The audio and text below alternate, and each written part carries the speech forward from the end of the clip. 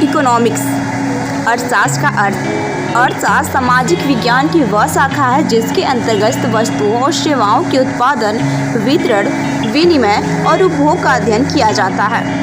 अर्थशास्त्र का पिता एडम स्मिथ को अर्थशास्त्र का पिता कहा जाता है। उन्होंने एक पुस्तक लिखी थी वेल्थ ऑफ नेशंस 1776 में, जिसमें दुनिया के सभी देशों के संपत्ति के बारे में बात की गई है।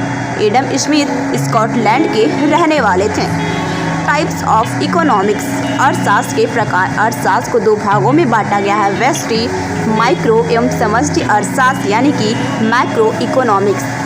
व्यष्टि अर्थशास्त्र यानी कि माइक्रो इकोनॉमिक्स। व्यष्टि अर्थशास्त्र का पिता रैगनार फ्रिंच को कहा जाता है।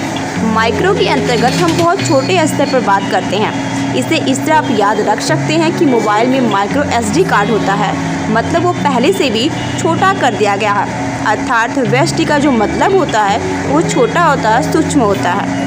व्यष्टि अर्थशास्त्र के कुछ उदाहरण: प्रति व्यक्ति आय, पर कैपिटा इनकम, मांग एवं आपूर्ति, डिमांड एंड सप्लाई, राजस्व, रेवेन्यू, उपयोगिता, यूटिलिटी, कीमत सिद्धांत, प्राइस थ्योरी, मांग सिद्धांत, डिमांड थ्योरी इत्यादि व्यष्टि के उदाहरण हैं। समष्टि अर्थशास्त्र। समष्टि अर्थशास्त्र माइक्रो इकोनॉमिक्स। समष्टि अर्थशास्त्र के पिता जॉन किन्स को कहा जाता है।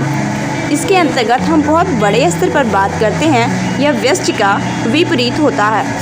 कुछ उदाहरण इसके इस प्रकार हैं: राष्ट्रीय आय, नेशनल इनकम, योजना, प्लानिंग, कर, टैक्स, बजट, बैंकिंग इत्यादि।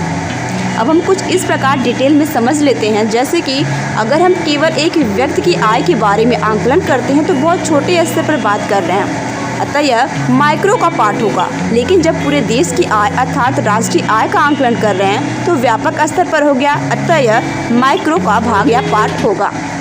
वीडियो पसंद आए तो लाइक, शेयर और सब्सक्राइब करना ना भूलें।